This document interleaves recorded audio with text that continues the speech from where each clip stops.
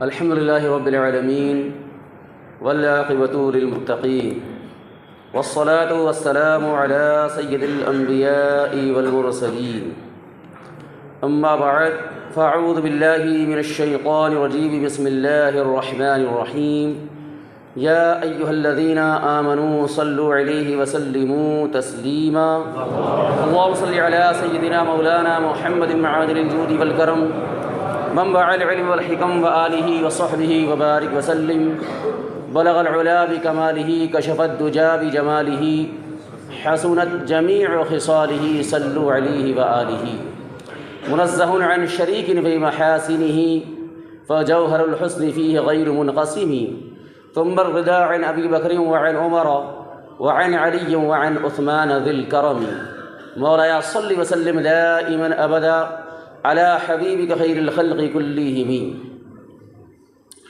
يا رب بالمصطفى بلغ مقاصدنا واغفر لنا ما مضى يا واسع الكرم.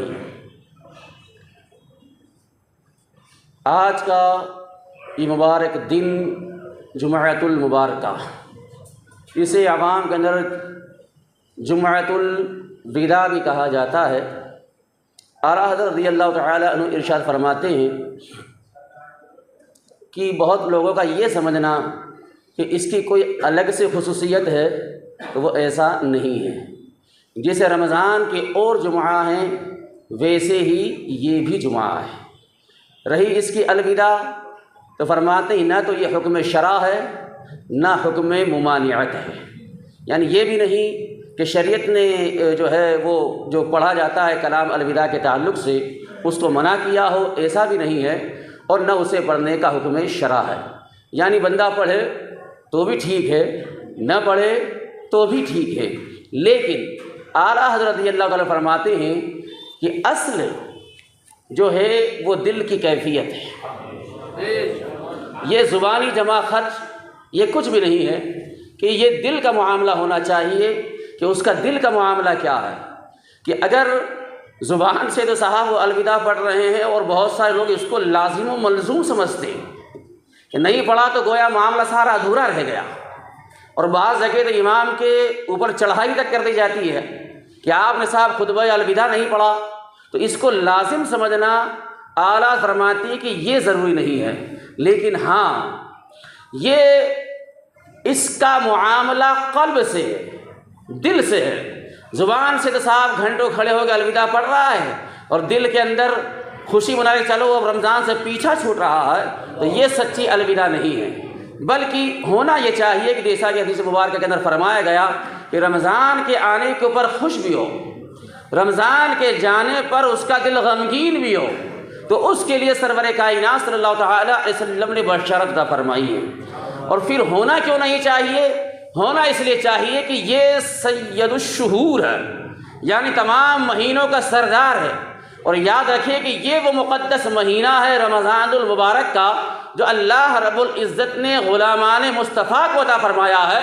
یہ پچھلی کسی بھی امت کو عطا نہیں فرمایا ہے، کیونکہ سرور کائنات کے صدقے میں جو انعامات کی اکرامات کی بارشیں مولا تعالیٰ نے اپنے محبوب کے امتوں کے اوپر امتیوں کے اوپر کیا وہ کسی اور کے اوپر نہیں کیے. اور کئی خصوصیات الگ الگ احادیث کے اندر سرور کائنات صلی اللہ علیہ وسلم نے خود ارشاد فرمایا کہ یہ جو چیزیں ہیں اللہ نے مجھے عطا فرمائی، دیگر انبیاء کو نہیں فرمائی. بعض الگ الگ احادیث کے اندر الگ الگ چیزیں سرور کائنات صلی اللہ علیہ وسلم نے ارشاد فرمائی ہیں کہ یہ وہ انعامات الہیہ ہیں جو اللہ رب العزت نے میرے اوپر کیے ہیں، دیگر نبیوں کے اوپر نہیں کیے. انہی کے اندر سے ایک انعام یہ رمضان المبارک ہے، اور پھر ایک انعام اسی مہینے کے اندر شب قدر کا بھی ہے جو اللہ رب العزت نے غلامان مصطفیٰ کو عطا فرمایا ہے، کسی اور کو عطا نہیں فرمایا ہے. اور یہی وہ مقدس مہینہ ہے میرے پیارے کہ فرمایا کہ روزانہ اللہ رب العزت 10 لاکھ کو جہنم سے آزاد فرماتا ہے. یہ وہ 10 لاکھ ہیں کہ جن کے اوپر جہنم واجب ہو چکی ہوتی ہے. اور فرمایا کہ جب اس مہینے کی آخری رات آتی ہے یعنی 29 جب رات آتی ہے تو پورے مہینے کے مجموعے کے برابر اللہ تعالیٰ جہنم سے سرکار کے غلاموں کو آزاد فرما دیتا ہے. یہ تو مہینے کے اور آخری دن کے برابر ہے لیکن جس مقدس دن کے اندر ہم سانس لے رہے ہیں، جمعۃ المبارکہ، اور اس کی رات، فرمایا کہ اس کی تو ہر گھڑی میں، یہ تو اور دنوں کا معاملہ ہے کہ روزانہ 10 لاکھ ہیں، اور پھر 29 رات پورے مجموعے کے برابر ہے، لیکن سرکار کا کرم ہم غلامان مصطفیٰ کے اوپر ایسا ہوا ہے کہ فرمایا کہ ہر گھڑی میں مولا 10 لاکھ کو جہنم سے آزاد فرماتا ہے۔ میرے پیارے کتنے خوش نصیب ہیں ہم کہ یہ وہ پیارا مہینہ، اور پھر کیوں دیا گیا؟ کیوں دیا گیا؟ اور امتیوں کو اور نبیوں کو کیوں نہیں ملا؟ اس لیے کہ یہ سید الشہور ہے، تمام مہینوں کا سردار ہے، تو یہ مہینہ بھی تو اس کو ملنا چاہیے جو تمام نبیوں کا سردار ہے، تمام نبیوں کا سردار۔ اور یاد رکھیں ہمارے نبی تمام نبیوں کے سردار، اور یہ امت بھی تمام امتوں سے افضل ہے۔ اور اسی لیے تو جب حضرت موسیٰ علیہ السلام کے سامنے تمام امتوں کو گزارا جا رہا تھا، آدم علیہ السلام کی، سلیمان علیہ السلام کی، ابراہیم علیہ السلام کی، یوسف علیہ السلام کی، زکریا علیہ السلام کی، صالح علیہ السلام کی، ادریس علیہ السلام کی، نوح علیہ السلام، تمام امتیں گزر رہی، لیکن جب امت مصطفیٰ گزری تو حضرت موسیٰ نے التجا کی، مولا یہ امت مجھے دے دے، یہ امت مجھے دے دے۔ فرمایا موسیٰ یہ امت تو میرے محبوب کی ہے۔ تو حضرت موسیٰ عرض کرتے مولا پھر مجھے اپنے محبوب کا امتی بنا دے۔ یہ وہ امت ہے کہ جس میں پیدا ہونے کی تمنا انبیاء نے بھی کی ہے، اور کتنا کرم ہو گیا ہمارے مولا کا کہ اللہ نے اپنے حبیب کی امت میں ہمیں پیدا فرما دیا۔ اور یاد رکھیں ایک کیا نقطہ بیان فرمایا عالم ربانی نے کہ آپ دیکھیں حضرت عیسیٰ علیہ السلام کو اللہ رب العزت نے زندہ آسمان کو اٹھایا، آسمانوں میں آپ قرب قیامت میں پھر آپ زمین میں تشریف لائیں گے، نکاح بھی کریں گے، اولادیں بھی ہوں گی، خنزیر کو قتل بھی کریں گے، صلیب کو آپ توڑیں گے بھی، اور وہ دور ہوگا کہ پوری دنیا کے اندر دین صرف دین اسلام ہوگا۔ حضرت عیسیٰ علیہ السلام اگرچہ نبی ہیں، لیکن جس دین کی تبلیغ کریں گے وہ دین مصطفی ہوگا۔ لیکن ایک صاحب نے پھر اس کے اندر سوال اٹھا دیا کہ صاحب اس دین کے اندر تو اب جب نماز ہے تو نماز تو 4 طریقے سے پڑھی جاتی ہے، حضرت شافعی کا طریقہ الگ ہے، امام احمد کا طریقہ الگ ہے، حضرت امام اعظم کا طریقہ الگ ہے، 4 طریقے نماز پہ ہیں، تو حضرت عیسیٰ پھر کون سے طریقے پر نماز پڑھیں گے؟ تو ظاہر سی بات ہے سوال جب اتنا خطرناک ہو تو جواب پھر ہر کہیں سے نہیں ملنے والا ہے، جواب بریلی کے امام سے ملنے والا ہے۔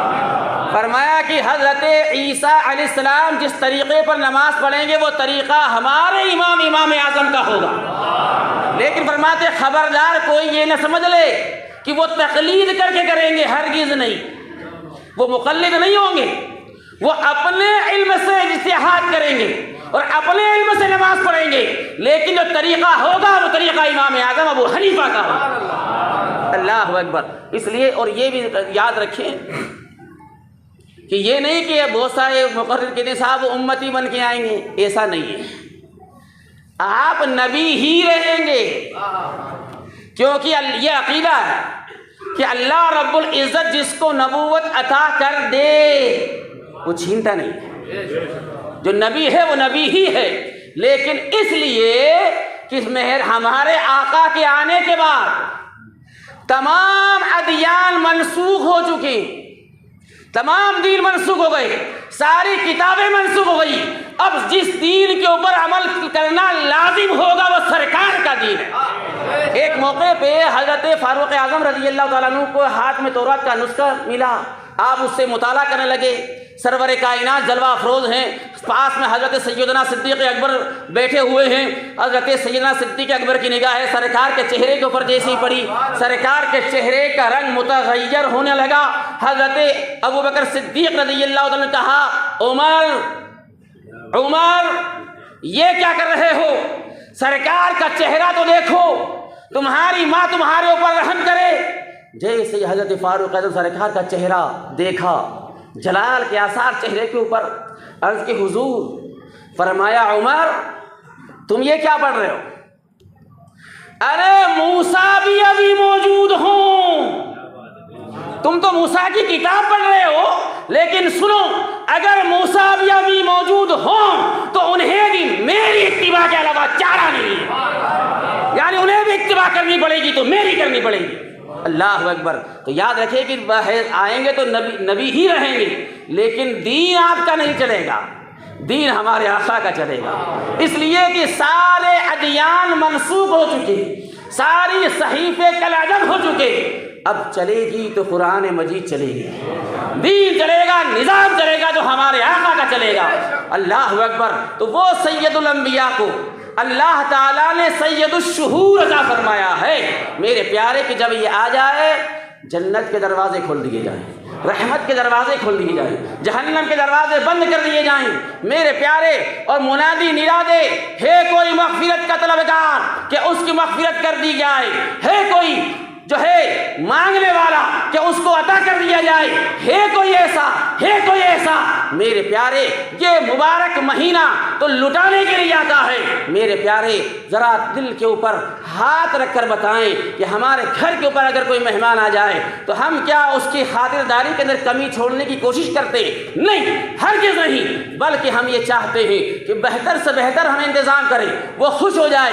جب ہمارے گھر سے وہ مہمان لوٹے تو وہ دل مچوک جو ہے کچوک کر نہیں، بلکہ خوش دلی سے وہ جائے، اور کہیں جائے تو ہمارا تذکیرہ کرے کہ بڑا کتنا اچھا ہے کہ اس کے مہمان نوازی بڑی پیاری ہے، بڑی خاطرداری کرتا ہے، بڑی خاطر و مدارت کرتا ہے میرے پیارے۔ اب ذرا دل کے اوپر ہاتھ رکھ کر کرے کہ سوچیں، خیال کریں۔ اور علماء فرماتے ہیں کہ مفتی جو سب سے بڑا مفتی ہے یہ تمہارے بائیں جانب دھڑک رہا ہے، اس سے بھی کچھ فتویٰ لیا کرو، پوچھو اس سے کہ یہ جو رب کا مہمان آیا ہے اور چلا جائے گا، ہو سکتا ہے یہ آخری جمعہ ہو، اگلا جمعہ ملے نہ ملے، یاد رکھنا میرے پیارے، یہ رمضان کی بہاریں آتی رہیں گی، یہ قرآن کی تلاوتیں ہوتی رہیں گی، یہ تراویحیں ہوتی رہیں گی، روزے لوگ رکھتے رہیں گے، لیکن یہ نہیں معلوم ہے کہ ہم ہوں گے کہ نہیں ہوں گے۔ یہ لمحات جو مولا تعالیٰ نے ہمیں عطا فرمائے ہیں، معلوم نہیں۔ پچھلے سال ہمارے ساتھ ہمارے بیچ کئی ایسے لوگ تھے جو ہمارے ساتھ سجدے کیا کرتے تھے، ہمارے ساتھ بیٹھا کرتے تھے، ہمارے ساتھ انہوں نے افطاریاں بھی کی، لیکن اس رمضان وہ ہمارے بیچ موجود نہیں۔ رب جانتا ہے کہ یہ لمحات پھر زندگی میں ملے نہ ملے، تو جو لمحات مل گئے ہیں اس کو غنیمت جانو، اس کی قدر کر لو، اس کی، اور پھر اس کو رب کا مہمان کہا گیا۔ یہ مقدس مہینہ اسے رب کا مہمان کہا گیا ہے، یہ آیا پھر یہ لوٹ جائے گا میرے پیارے۔ سوچنا یہ ہے، خیال یہ کرنا ہے کہ ہم نے اس کی کتنی تکریم کی ہے، ہم نے کتنی اس کی عظمت کی ہے، ہم نے کتنی خاطر و مدارت کی ہے۔ یاد رکھنا یہ مہمان ایسا نہیں ہے کہ ہمارے گھر کے اوپر کوئی عالم صاحب آ جائے، پیر صاحب آ جائے تو ہم انہیں اچھی جگہ بٹھائیں، ان کے ہاتھ چومیں، ان کے پیر چومیں اور انہیں اچھا کھانا پیش کریں۔ یاد رکھیں یہ مہمان ایسا ہے کہ اس کو نہ کھانے کی حاجت ہے، نہ آپ کے ہاتھ چومنے کی ضرورت ہے، نہ آپ کو نیا لباس اسے پہنانے کی ضرورت ہے۔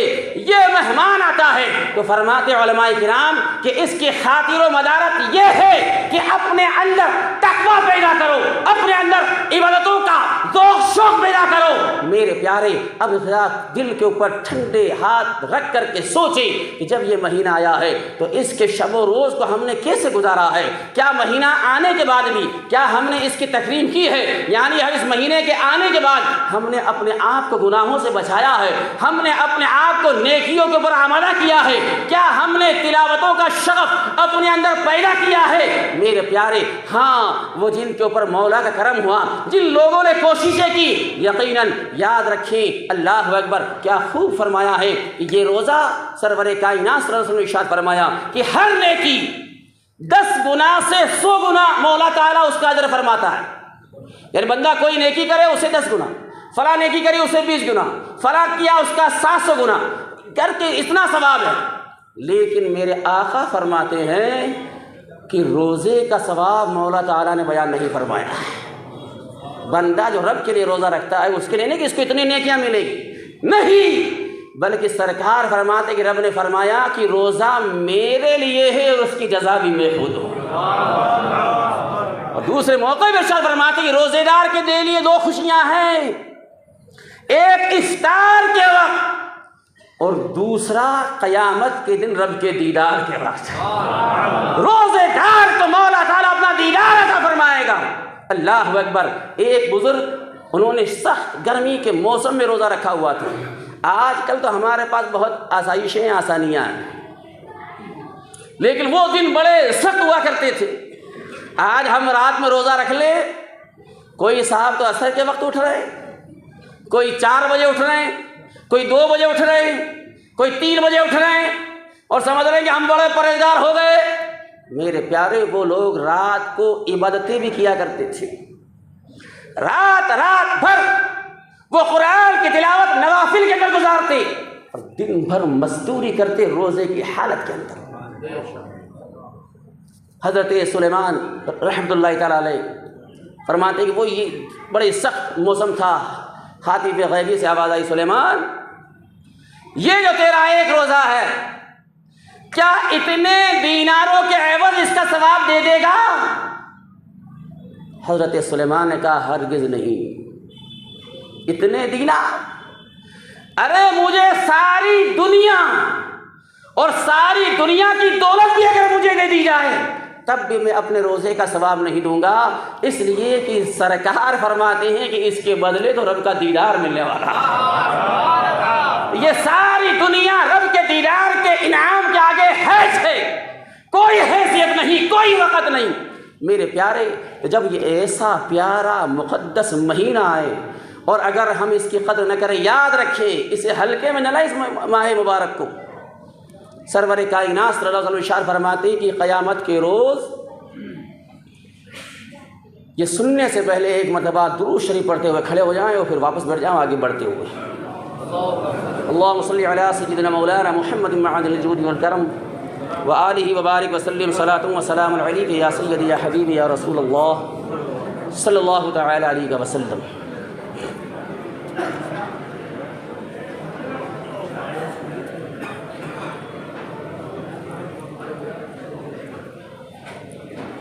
ایک مرتبہ اور درود پاک پڑھیں۔ اللہم صلی علی سیدنا مولانا محمد معدن الجود والکرم منبع العلم والحکم وآلہ وصحبہ وبارک وسلم صلاۃ و سلام علیک یا سیدی یا حبیبی یا رسول اللہ صلی اللہ تعالی علیہ وسلم۔ میرے پیارے، اللہ کے رسول صلی اللہ تعالی علیہ وسلم نے ارشاد فرمایا کہ قیامت کے روز رمضان جس کے لیے دعویٰ ٹھوکے گا، اللہ رب العزت اس کے اوپر نظر رحمت نہیں فرمائے گا۔ فرماتے ہیں کہ میں بھی جب اس کی سفارش کرنا چاہوں گا تو وہ فرمائے گا محبوب اس کا دعویٰ رمضان نے کیا ہے، وہ ہمارے آقا جو ہمارے لیے رات بھر آنسو بہائیں، یہاں تک کہ پیروں میں ورم آ جائیں، بے چین ہو جائیں۔ میرے پیارے، لیکن فرماتے ہیں کہ جس کا دعویٰ رمضان کرے گا میں مصطفیٰ بھی رب کی بارگاہ میں اس کا سفارش نہیں بنوں گا۔ یہ وہ مقدس مہینہ ہے کہ ہمیں یہ چاہے کہ جب یہ ہمیں مل گیا ہے اسے غنیمت جانیں، توبہ و استغفار کریں رب کی بارگاہ میں، اپنی زندگی کے اندر انقلاب پیدا کرنے کی کوشش کریں۔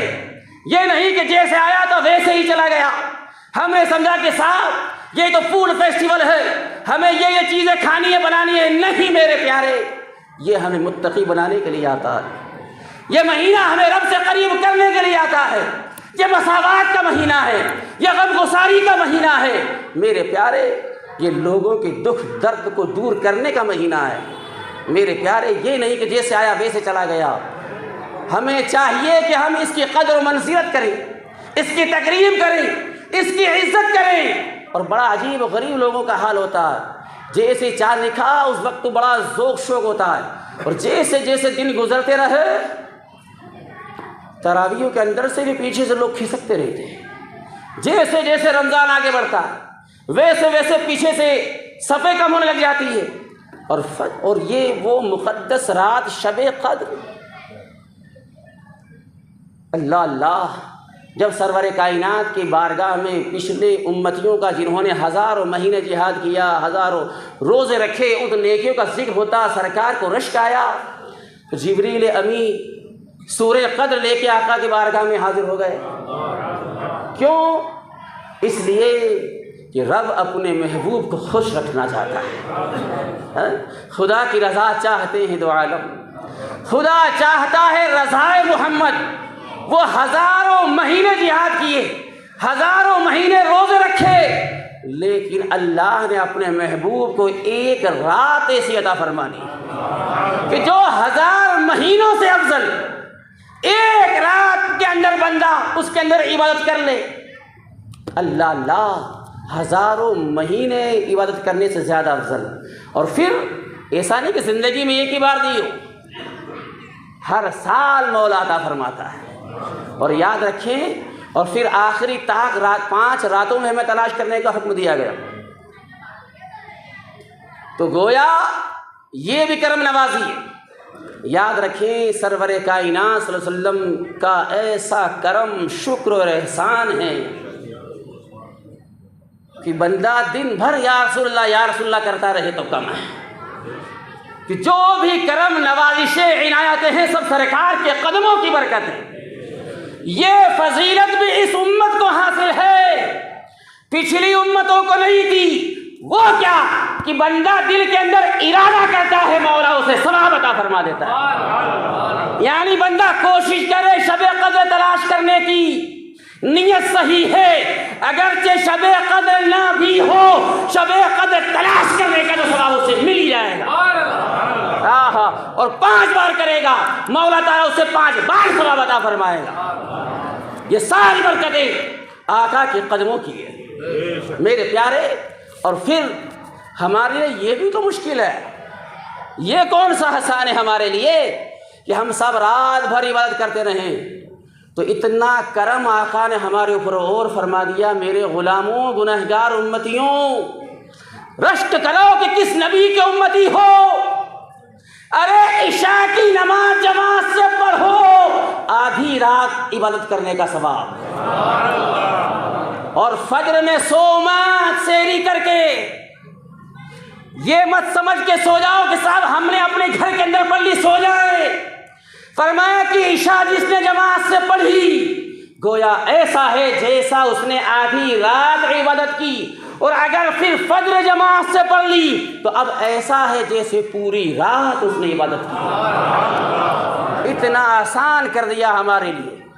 کم سے کم ان 5 راتوں میں بندہ یہ تو کر لے کہ عشاء بھی جماعت سے پڑھ لے، فجر بھی جماعت سے پڑھ لے، تو اب وہ ایسا ہے جیسے اس نے پوری رات عبادت کی۔ اور تھوڑا سا اور یہ بڑھا لے کہ کم سے کم 1 پارہ ہی پڑھ لے، اپنی کوتاہیوں کی رب کی بارگاہ میں معافی بھی چاہ لے، ذکر و اذکار بھی کر لے، سید الوظائف درود پاک بھی پڑھ لے، کیونکہ ہے وظیفوں کا وظیفہ الصلاۃ والسلام ہے کہ آقا کی بارگاہ میں جن آقا کے قدموں کی برکتیں ہمیں مل رہی ہیں ان کی بارگاہ میں خراج عقیدت تو پیش کر لے۔ اور پھر یہ وہ مقدس دن سید الایام جمعۃ المبارکہ، میرے آقا فرماتے کہ یہ یوم مشہود ہے، اس دن مجھ پر درود پاک کی کثرت کرو۔ کیا کرو؟ کثرت کرو۔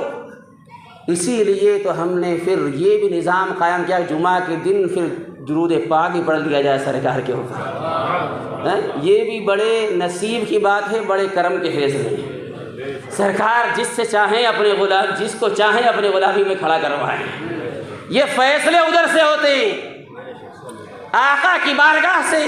اور یاد رکھیں بندہ جب درود پڑھتا ہے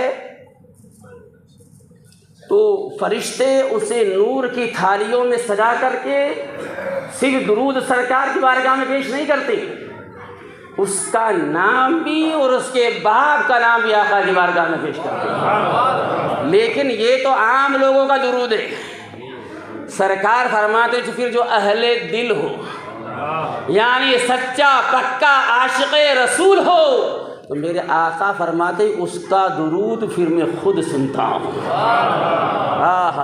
ہاں دور و نزدیک کے سننے والے وہ کان، کالے لالے کرامت پہ لاکھوں سلام۔ سرکار فرماتے کہ اس دن مجھ پر درود پاک کی کثرت کرو۔ تو کسی صحابی نے عرض کی حضور بعد الموت، بعد وصال، یعنی جب آپ وصال کرتے ہوں گے تب بھی جب درود پڑھیں؟ خیال، کیونکہ تازہ معاملہ تھا، بہت سارے تازہ اسلام قبول کیے تھے، خیال یہ تھا کہ شاید وصال ہونے کے بعد روح جدا ہو جاتی ہے۔ تو سرکار نے خبردار، انما حرم علی الارض ان تاکل اجساد الانبیاء، خبردار اللہ نے زمین کے اوپر حرام کر دیا ہے کہ وہ نبیوں کے جسموں کو کھائے۔ فنبی اللہ حی یرزق، بس اللہ کے نبی زندہ بھی ہے اور رزق بھی دیے جاتے ہیں۔ میرے پیارے، اس لیے آقا خود سنتے ہیں۔ یاد رکھیں کوئی ایسی جگہ ہی نہیں ہے اس شان کے لائق جہاں سرکار کی روح مبارکہ کو رکھی جائے۔ سب سے بہتر جو جگہ ہے وہ سرکار ہی کا جسم اقدس ہے۔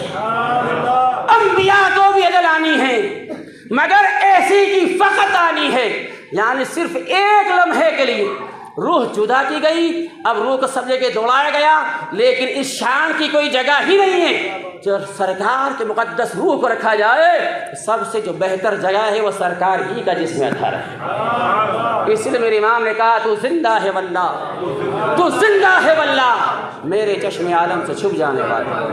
یہی وہ دن ہے میرے آقا فرماتے کہ جس دن حضرت آدم کو پیدا کیا گیا، جس دن زمین کو پیدا کیا گیا، جس دن آدم کا خمیر زمین سے اٹھایا گیا، اور یہی وہ دن ہے فرمایا کہ قیامت بھی اسی دن آنی ہے۔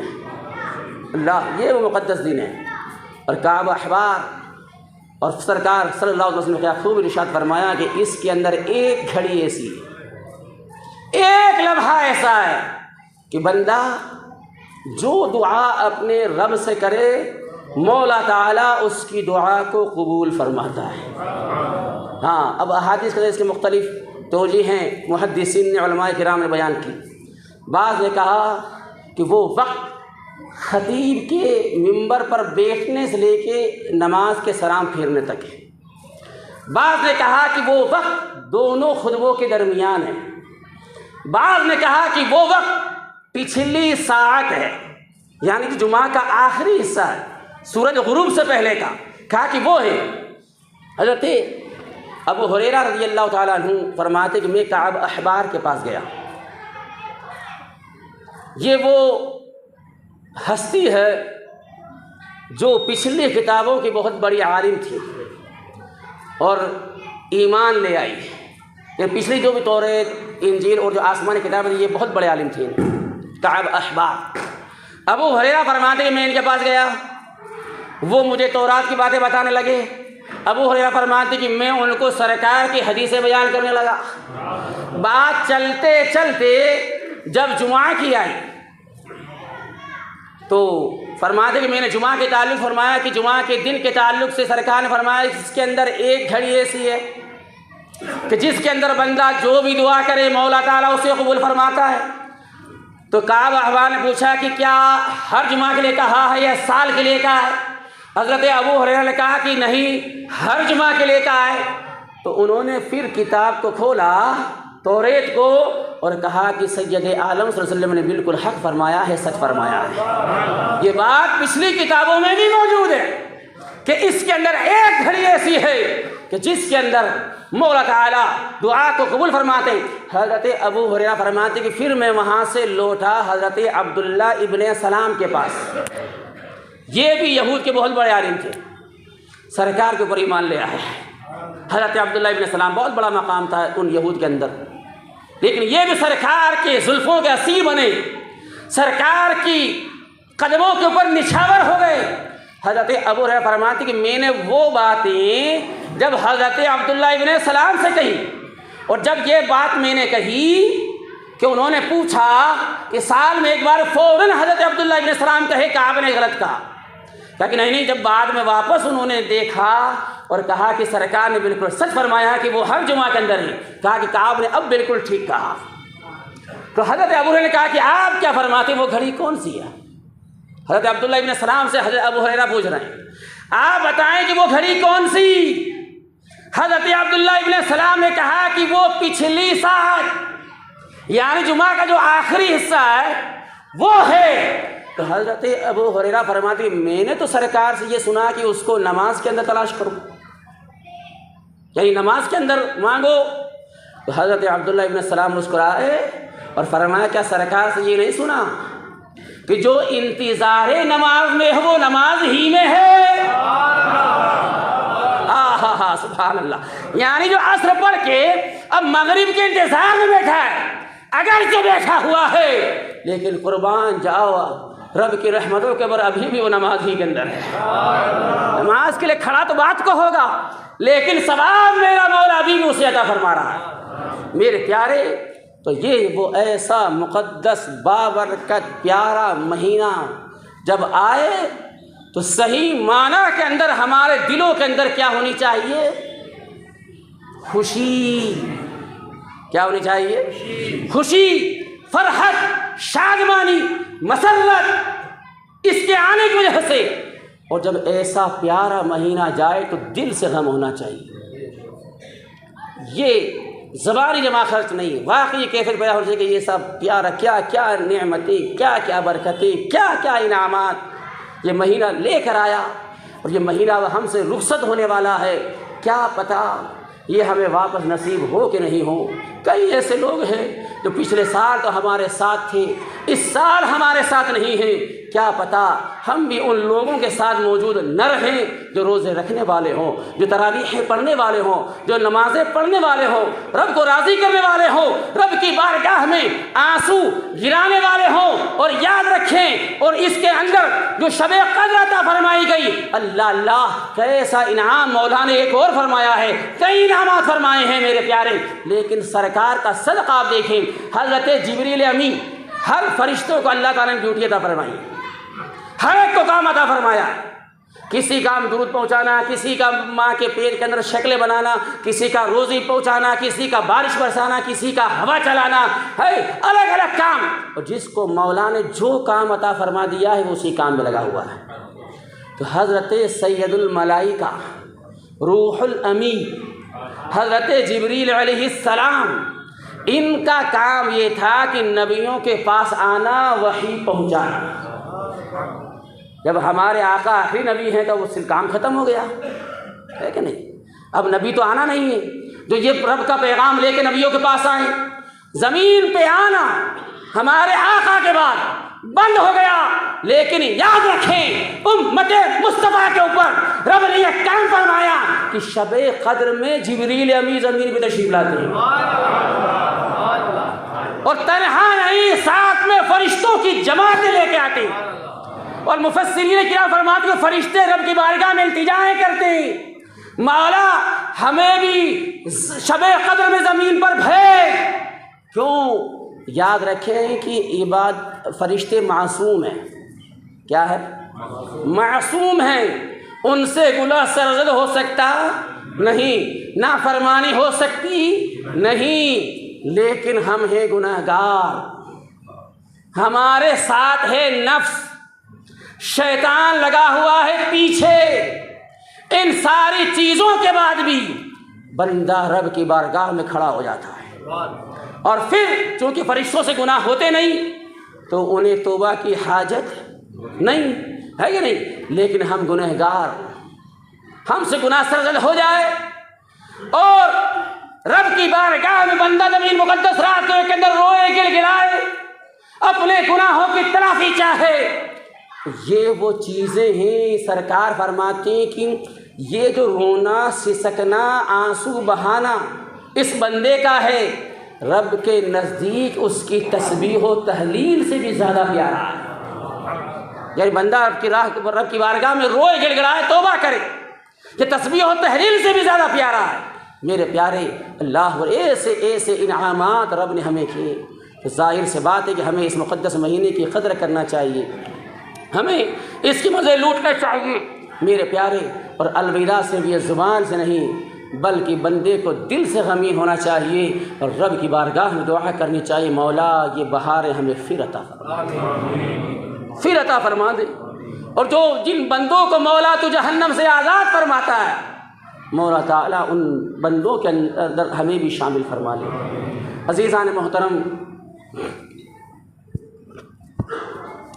سبینہ ایس بی نگر کے قریب گوکل گگن مسجد کے لیے زمین لی گئی تھی، پچھلے سال اعلان ہوا تھا. زمین کا معاملہ تو حل ہو گیا، اب اس کی تعمیراتی سلسلہ ہے. اس سلسلے میں وہ لوگ گوکل گگن سے آئے ہوئے ہیں، تو باہر جاتے ہوئے مسجد کی تعمیر کے لیے تعاون فرمائیں. اور دوسرا اعلان آپ کی خدمت میں یہ ہے کہ اس مسجد کی اے-سیاں بھی کیا ہے کہ پرانی ہو گئی ہیں. اب یہ بیچاری آپ کی خدمت کرنے سے قاصر ہے. سمجھے کہ بات، آپ چاہتے ہیں کہ صاحب ٹھنڈک پہنچا دیں، اب یہ ان کی طاقت نہیں رہی کہ یہ مسجد کو ٹھنڈا کر سکیں. تو اب ہمیں بھی تھوڑی طاقت کرنی ہے کہ ہم بھی جو ہے تھوڑی طاقتور مشینیں لگا دی جائیں. کیا خیال ہے؟ انشاءاللہ. تو جو حضرات اس میں حصہ لینا چاہیں، ایصال ثواب کے لیے ہو یا جس بھی انداز سے ہوں، ہے نا، تو وہ رابطہ فرما لیں. پوری دلانا چاہیں تو پوری، یا آدھا خرچہ اٹھانا، پوری کا مطلب ساری نہیں، ایک حصی، ہے نا، ایک حصی کا خرچہ برداشت کرنا چاہیں تو ماشاءاللہ، اور جتنا کرنا چاہے اتنا میرے پیارے. اور پھر گھبرانا مت یار، کیا کریں، دینے کا ہی مہینہ ہے. آپ یہ سمجھنا کہ کیا چکر ہے، اعلان ہوئے جا رہے ہیں. دیے جاؤ رب کی بارگاہ میں، بخل نہ کرو. اللہ رب العزت اپنے فضل سے عطا فرماتا ہے. جتنا خرچ کرو گے مولا اور عطا فرمائے.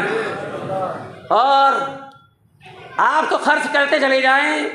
اور یہ کیا کہ ایسے آ گیا، یاد رکھیں یہ اپنی محنت سے نہیں ہے، اپنی عقل سے بھی نہیں ہے.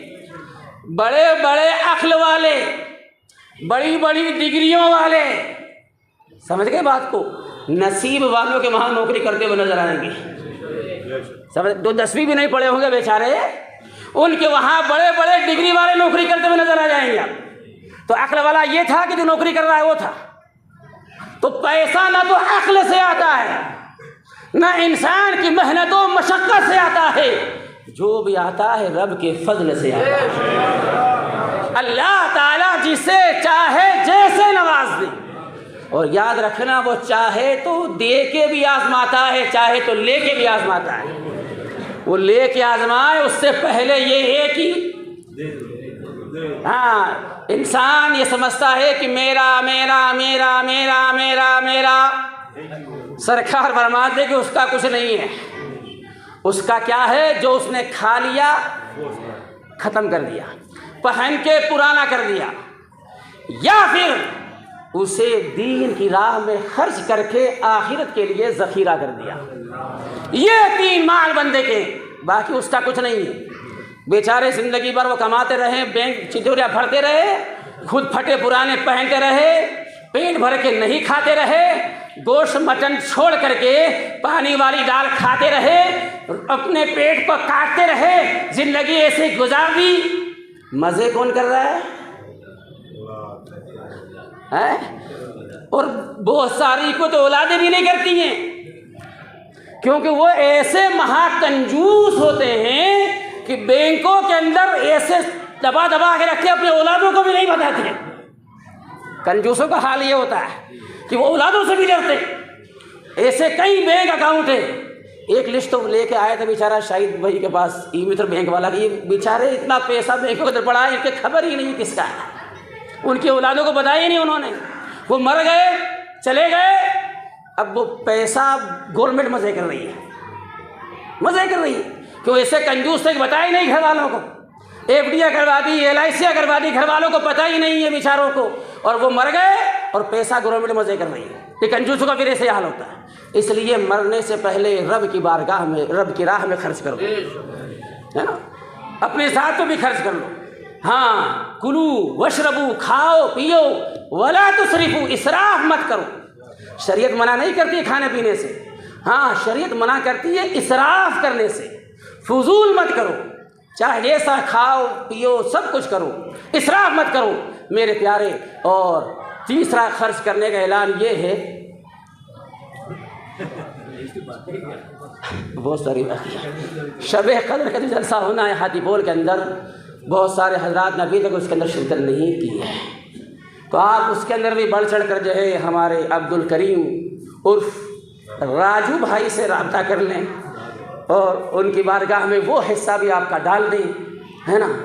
اور کتنے اعلان ہو گئے؟ 3 ہی ہوئے. ایک جماعت رضا مصطفیٰ کا بھی ہے. اس کے اندر بھی میرے پیارے, یہ صرف سونا, اس کے علاوہ بھی آپ رمضان میں امداد فرمائیں اور دعا فرمائیں کہ اس سال انشاءاللہ زمین کا مسئلہ تو حل ہو ہی جائے. بڑھ چڑھ کر کے اس کے اندر آپ اپنا حصہ ڈالیں. مسجد کے اندر بھی تعاون کریں, اسی کے تعلق سے بھی کمر کس لیں, شب قدر والا بھی معاملہ کر لیں. یاد رکھیں خرچ کرتے جائیں, مولا اپنے فضل سے عطا کرتا جائے گا. اللہ رب العزت ہمارا حامی و ناصر ہے. وآخر دعوانا ان الحمدللہ رب العالمین. السلام علیکم ورحمۃ اللہ وبرکاتہ.